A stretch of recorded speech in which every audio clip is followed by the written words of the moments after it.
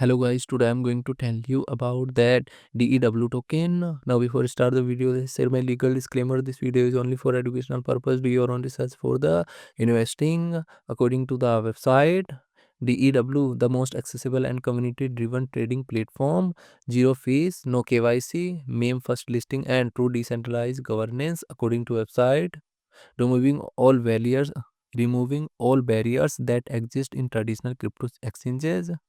DEW is the utility and governance token of the Moon EX. DEW project institution rating is 3.1. DEW token total supply is 1 billion and circulating supply is also 1 billion DEW token. DEW token is listed on Bitmart, KCX and other exchanges. If I share my opinion with you, then this project up to 65% chances that it is a legit or good project. So guys, don't take my opinion as a financial advice. Do your own research for the investing. Thanks for watching.